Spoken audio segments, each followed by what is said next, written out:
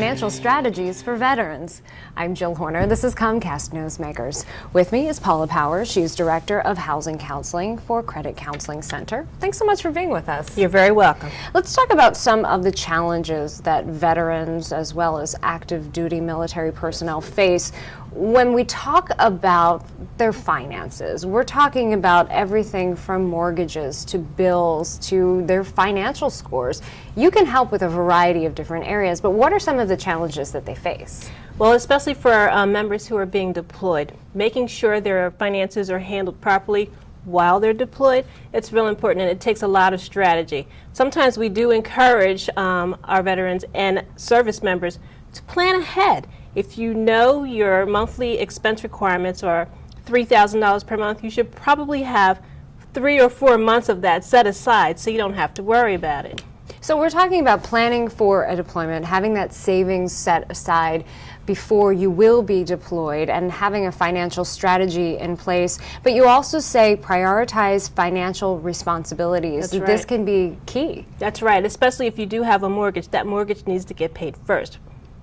Absolutely. And that's one of the strategies. Let's talk a little bit about VA mortgage loan requirements. Yes. What do they include, and how can you as an organization help? Well, for one thing, they're looking at your credit score. So having a good credit track record is very important. When you move around from base to base, sometimes there are credit activities that fall through the cracks. Well, we pull your credit report and show you how you can improve your credit moving forward and prepare to get the best interest rate possible. And as well, even the type of home you're looking for. The VA is very strict on the home inspection. So you have to pick a home that does not have problems and need immediate repairs. So you can help find the right information for veterans and Yes. guide them in the right direction when it comes to choosing that home and getting their finances in order before Absolutely. they even start that process. Preparation is key. In addition to that, talk to us a little bit about the VA mortgage loan foreclosures and some of the strategies that veterans can have in place to prevent foreclosures from happening. Absolutely. The primary thing we tell every single veteran or person who has a VA loan, communicate with your lender.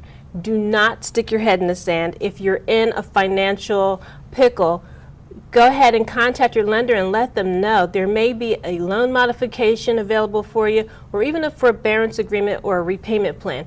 There's help out there.